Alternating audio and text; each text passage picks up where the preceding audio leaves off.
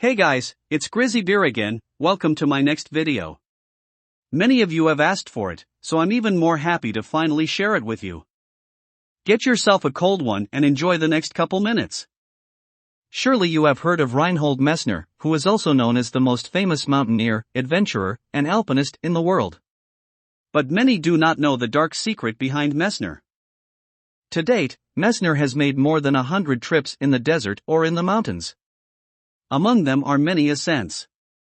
Messner was also one of the first people in the world who managed to climb all 14 8,000 mountains. Of course, Reinhold Messner also climbed Everest. Unlike the other climbers, he did not use supplemental oxygen at all. In doing so, Messner set a new bar and redefined the limits of what is possible. He also succeeded in soloing Nanga Parbat, one of the most challenging climbs in the world. In addition to extreme climbing, Messner also achieved expeditions to Antarctica, the Gobies, as well as country crossings. According to his own statement, Messner, unlike modern adventurers, is more concerned with encountering the most pristine natural landscapes possible and traveling with minimal equipment than with gaining recognition or setting records. Nevertheless, Messner has received countless honors and awards for his accomplishments. Messner has received numerous awards and honors, including the Patron Medal from the Royal Geographical Society for his contributions to mountaineering. The award is one of the highest honors bestowed by the British royal family. In addition to all the awards, Reinhold Messner now owns several museums. He has established his own foundation and published books. There are also numerous documentaries and short films about him. Even on Netflix you can watch a documentary about Reinhold Messner. Messner was born in 1944 in Bressanone, which is a small town in the mountains of Italy. He grew up in his parents' house with 8 other siblings. Already in his early childhood he took his father on challenging hikes. During his school years, hiking and climbing developed into his great passion. By his mid-20s, Reinhold Messner was known on the mountaineering scene like no other. Since Messner came from a strict Catholic family, he took advantage of hiking to break out of that environment. However, apart from the spectacular resume and all his successes, there is also a darker side to his life that is not readily talked about. As already mentioned, Reinhold Messner was on the move in the mountains since his young years. Often he was not alone.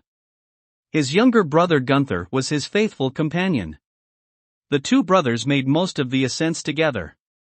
Gunther Messner was also one of the most talented mountaineers on Earth at that time. In 1970, both brothers were together in an expedition that had as its goal to climb Nanga Parbat. Nanga Parbat is considered one of the deadliest mountains in the world. Statistically, more people die on Nanga Parbat than on Mount Everest. Since the mountain is considered very difficult to climb, this challenge was made for the two brothers. What Reinhold Messner did not know at the time, the expedition was to become the most drastic experience of his life. On June 27, 1970, Reinhold Messner set out in the middle of the night from the last camp for a solo ascent of the Rupel face. Gunther Messner made the spontaneous decision to follow his older brother and climbed up alone without carrying the necessary equipment, enough warm clothing and food. By the time he caught up with Reinhold, Gunther was already showing symptoms of exhaustion and altitude sickness due to his fast pace of ascent. Together, the two brothers reached the summit in the late afternoon. But on the descent down the Diamir flank, Gunther Messner lost his life. To this day, there is much criticism about the tragic incident. Many colleagues accuse Reinhold Messner of negligence. Reinhold Messner says today that the tragedy on Nanga Parbat completely changed his life. It was the impetus for him to reinvent himself again and again in his life.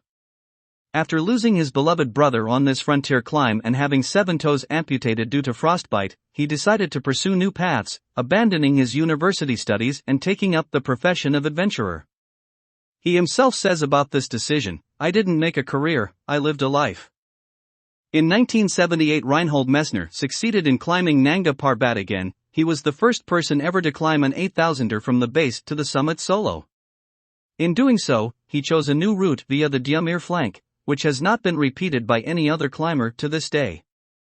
What can you learn from this? Reinhold Messner's story shows that drastic experiences can lift your life to a new level. Instead of being broken by the tragedy of Nanga Parbat, the extreme mountaineer found his calling. You don't have to be an extreme climber to take something from his story for your own life. Rather, you can learn to reinvent yourself over and over again by challenging yourself in your daily life. Always ask yourself what makes you truly happy and what doesn't. This will help you to live a life according to your ideas and to find your own vocation. Only if you make the decision to realize your dreams and go your own way, you can always grow beyond yourself. What are your thoughts on Reinhold Messner and his tragic story? Let me know your thoughts about it. If you like the video, subscribe to this channel to not miss any more exciting videos in the future.